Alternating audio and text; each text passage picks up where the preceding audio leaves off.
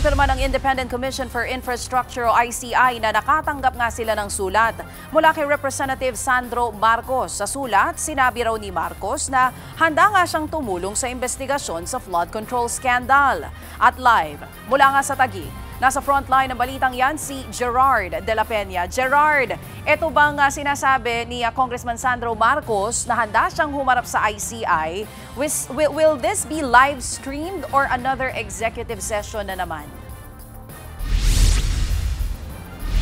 Chacha, hindi pa natin alam kung ila-live stream to, pero tama ka, sinabi nga nitong si House Majority Leader Sandro Marcos na nakahanda siyang humarap dito sa Independent Commission for Infrastructure. Kasi kung matatandaan natin, ay isa siya sa mga idinawit ng dati niyang colleague na si dating Congressman Zaldico sa mga maanumalyang proyekto ng gobyerno.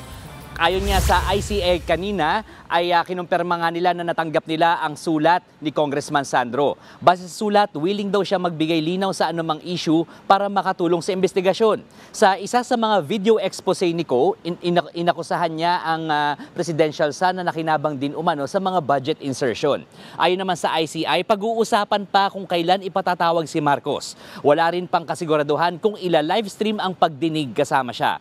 Base sa guidelines ng ICI, maaaring humiling ng executive session ang mga imbitahang resource person at papayagan ito ng komisyon, depende kung pasok sa inilatag nilang panuntunan. Pakinggan natin ang pahayag ni Attorney Brian Osaka, Executive Director ng ICI.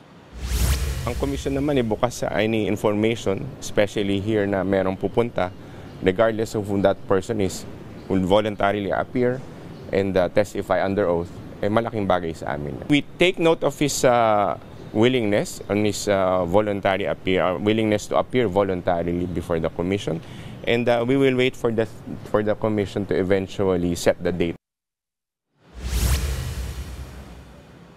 Samantala, humarap kanina ang mga kinatawan ng Quezon City na sina 5th District Representative PM Vargas at 6th District Representative Marivic Co. Pilar.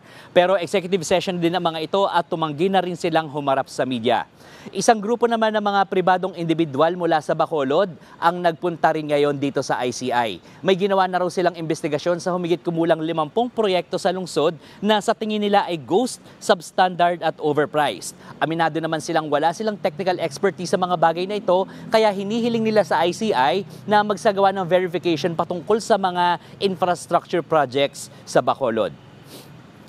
Magkakaroon daw ulit ng mga hearing dito sa ICI bukas, pero hindi pa inaanunsyo ng komisyon kung sino ang uupo bukas at kung ila-livestream ang mga ito. Maraming salamat. Yan nga pong Express Report ni Gerard de la Peña live mula sa Taguig. Mga kapatid, Ruth Cabalco, para sa mabilis na pasada ng mga balitang dapat niyong malaman, mag-follow at mag-subscribe sa social media pages ng News 5.